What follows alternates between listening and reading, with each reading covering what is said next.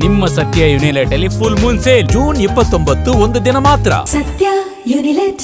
DK ಮತ್ತು HDK ನಡುವೆ ನಡೆಯುತ್ತಿರುವಂತಹ Bidadi township ಸಮರ ಮುಂದುವರಿತಾ ಇದೆ. ಟೌನ್ಶಿಪ್ ವಿರುದ್ಧ 475 ದಿನಗಳಿಂದ ಹೋರಾಟ ಮಾಡ್ತಾ ಇದ್ದಾರೆ. ಇದು ಅಂತಿಮವಾಗಿ ಕೋರ್ಟ್ನಲ್ಲಿ ತೀರ್ಮಾನ ಆಗಬೇಕು.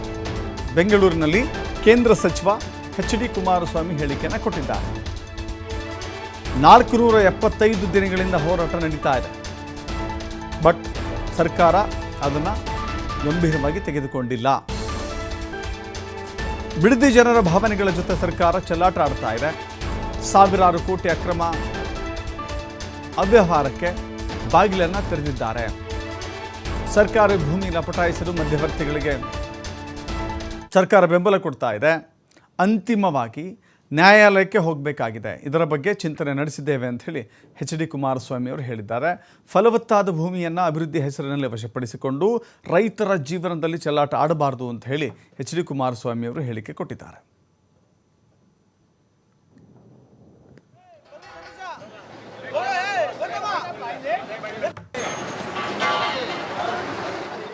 ಸ್ವಾಧೀನ ಪ್ರಕ್ರಿಯೆಗಳಿಗೆ ಚಾಲನೆ ಕೊಡ್ತಕ್ಕಂಥ ತೀರ್ಮಾನ ಸರ್ಕಾರದಲ್ಲಿ ಏನು ಮಾಡ್ಕೊಂಡು ಹೊರಟಿದ್ದಾರೆ, ಅದರ ವಿರುದ್ಧ ಸುಮಾರು 475 ದಿನಗಳಾಗಿದೆ. ನಿರಂತರವಾಗಿ ಆ ಭಾಗದ ಹೆಣ್ಣು ಮಕ್ಕಳು, ಯುವಕರು ದೊಡ್ಡ ಮಟ್ಟದ ಹೋರಾಟ ಏನು ನಡೆಸ್ತಾ ಇದ್ದಾರೆ. ಇದು ಅಂತಿಮವಾಗಿ ನ್ಯಾಯಾಲಯದಲ್ಲೇ ತೀರ್ಮಾನಗಳಾಗಬೇಕಾಗ್ತದೆ. ಯಾಕೆಂದರೆ ಈ ಸರ್ಕಾರ ಆ ಭಾಗದ ಜನರ ಭಾವನೆಗಳ ಜೊತೆ ಚೆಲ್ಲಾಟ ಆಡ್ತಿದ್ದಾರೆ. ಅವರಲ್ಲಿ ಏನೋ ಒಂದು ಪ್ರತಿಷ್ಠೆ ಇಟ್ಕೊಂಡು ಹೊರಟಿದ್ದಾರೆ. ಪ್ರತಿಷ್ಠೆ ಅನ್ನೋದಕ್ಕಿಂತ ಹೆಚ್ಚಾಗಿ ಅಲ್ಲಿ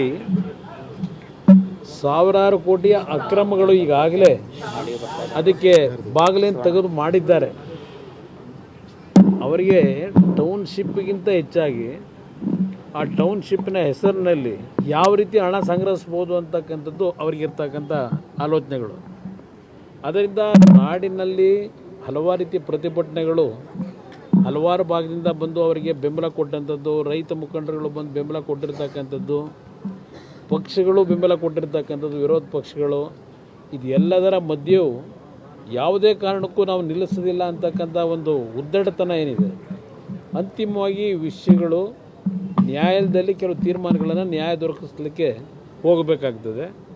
ಆ ನಿಟ್ಟಿನಲ್ಲಿ ಏನು ನಮ್ಮ ಮುಂದಿನ ಕ್ರಮ ತೆಗೆದುಕೋಬೇಕಾಗ್ತದೆ ಆ ರೈತರ ಪರವಾಗಿ, ಅದರ ಬಗ್ಗೆ ಚಿಂತನೆ ನಡೆಸಿದ್ದೇವೆ. ಅಷ್ಟೇ ಅಲ್ಲ, ಒಂದು ರಾಜ್ಯದ ಹಲವಾರು ಭಾಗದಲ್ಲಿ ಈ ಒಂದು ಭೂಸ್ವಾಧೀನ ಪ್ರಕ್ರಿಯೆಗಳ ವಿಷಯದಲ್ಲಿ ಕೆಲವು ಪ್ರತಿಭಟನೆಗಳು ನಡೀತಾ ಇರತಕ್ಕಂಥದ್ದು ಗಮನಿಸಿದ್ದೇನೆ.